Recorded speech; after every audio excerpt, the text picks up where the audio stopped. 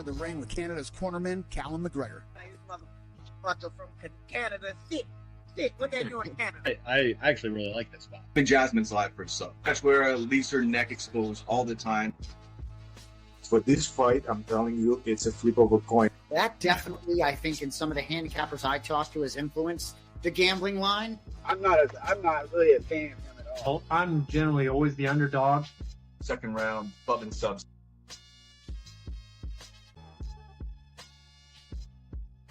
His best bet of the card. That's the baddest motherfucker on this card. Tune in. Don't tap. With the Leech Damon Jackson, here's your host, Callum McGregor. And I want to dig into it too. It sort of aligns with the pectoral. And I know that's something I've always brought up, but I know that last camp was probably one of your best camps as far as you being the healthiest you've been. How much did that play a role in your victory in your last fight? Yeah, so much, man. It's crazy. Like, having wrestling back has been a game changer for my training, for my cardio, for my strength, for everything. So, because it's not only like I use wrestling for my style for sure, but I use that also for my conditioning because it's one of the hardest things you can do. So when I didn't get to wrestle all my camp and stuff like that, it really affected my conditioning and my mindset and everything. So now I'm just a different level right now.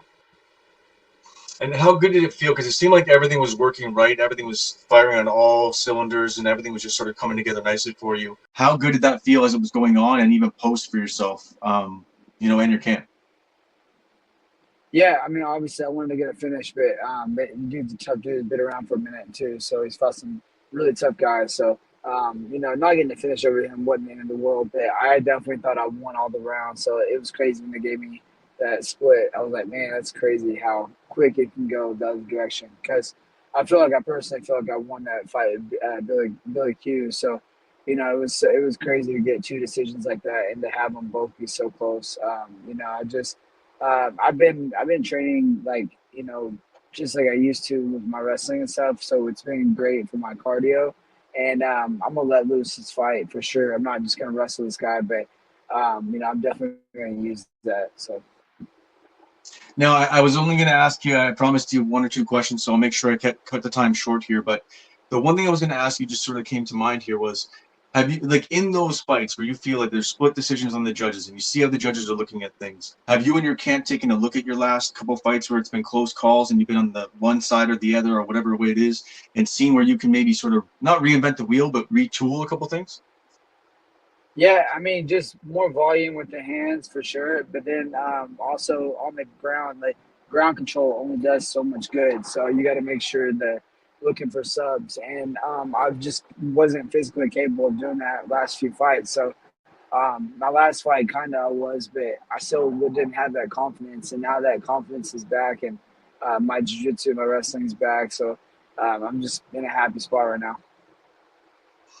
And then for you, I know with your style, and this sort of would play actually really well to it, what Bilal Muhammad did to Leon Edwards in the last fight, how he was able to he pushed him back up against that cage and was able to strike up into the last second, then duck under and really get in on those hips.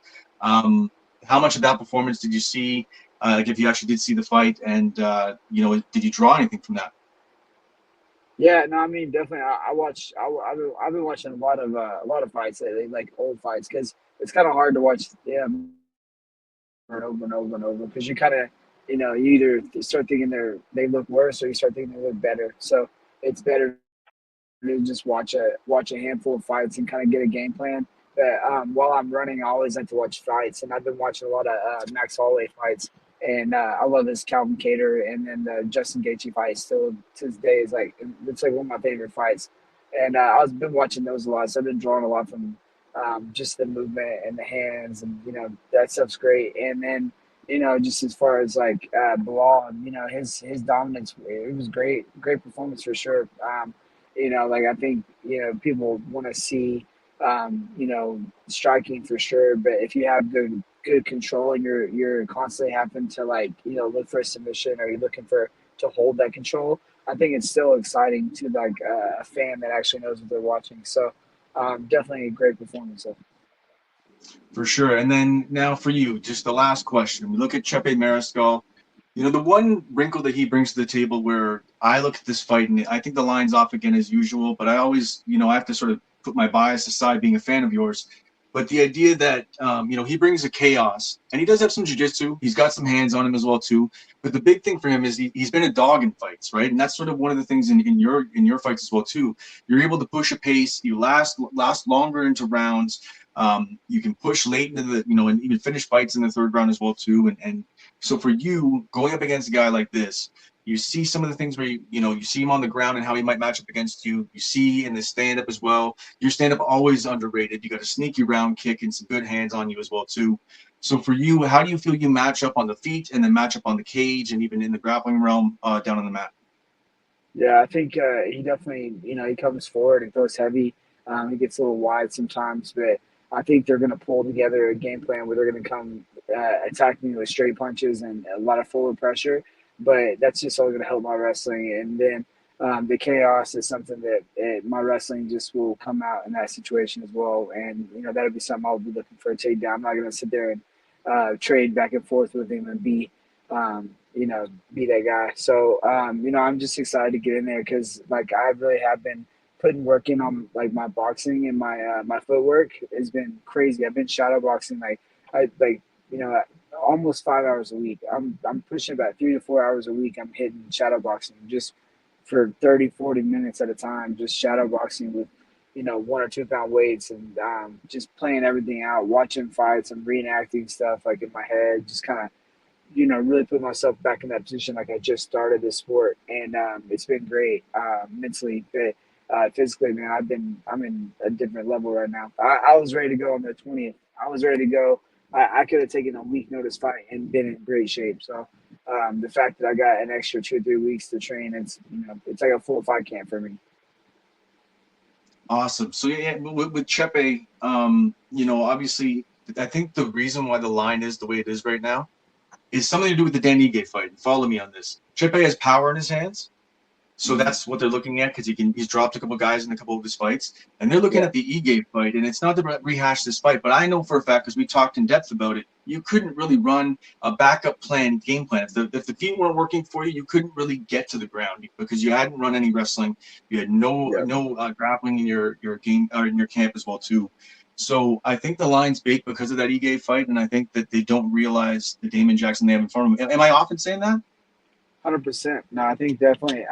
You're only as good as your last performance, and I won the last fight, whatever. But then they always go back to your last big loss. That's what they always kind of go back to. And Dan Ige got me. Tough dude for sure. He got me good, but.